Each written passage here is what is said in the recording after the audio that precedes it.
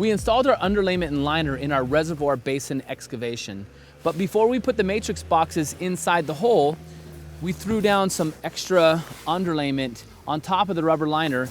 That way when we put the reservoir cubes down there, it gives it a little bit of extra protection. Now we've backfilled the sides and locked everything into place, and we're ready for the next step. Let's talk about the pump vault. On this large project, we used a culvert pipe as our pump vault. It's an 18-inch culvert pipe. What we'll do is we'll install our pumps inside here. And an important factor for you to know is the bottom of this pump vault is about 6 to 8 inches below these matrix boxes. That way when the water floods into the chamber, the water comes over and the pumps are actually below the matrix cubes, and that way they are always going to stay flooded. Now in the bottom of the culvert pipe, we have a bunch of holes drilled into the sides so the water can come and pass into the tube and not starve the pump. One thing I want to show, an important factor, is we're going to have about 6 to 8 inches of gravel on top of here, and it gives it strength and more water volume.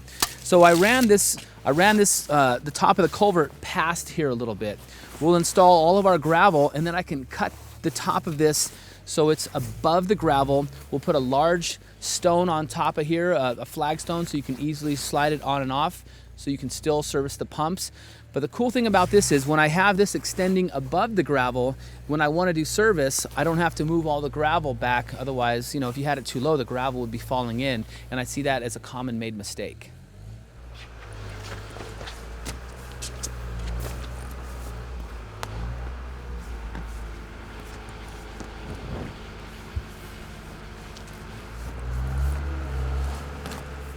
So I want you to notice we ran our plumbing all the way from the top to the bottom before we even got started.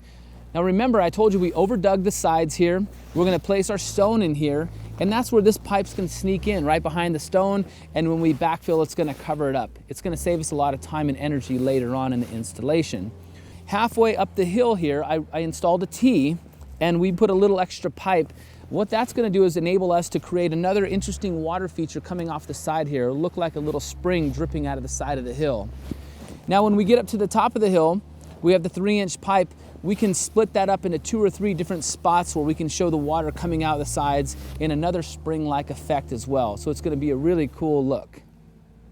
We didn't use one continuous piece of liner from the top to the bottom, and we did that for a reason. It gives us some flexibility. You're going to see we're going to do some interesting curves on this water feature, so it's nice to be able to have a liner come in one way and another liner come in another way. Otherwise you'd have to have a really wide liner to create those kind of curves. One thing that you're going to want to know is you'll see this terrace change right here. This piece of liner comes up to the top of this terrace. Now if I bring the next piece of liner and I overlap it down, then we're not going to have a leak because the water can't work its way back up. So you're looking in an ornamental backyard in your ornamental pond in your backyard. You're not going to want to have more than less than 4 to 6 inches of change of liner. On a larger project like this, we're going to go a good 12 to 18 inches of overlap because we're going to have a lot of water flow. So the next thing we have to do is we have to start building the waterfall and framing out all the spillways. We're going to work from the bottom to the top. We're going to bring in a special excavator with an attachment so we can push the large boulders out, reach all across the waterfall. This is when the real fun begins. We're going to rock and roll. I'll see you then.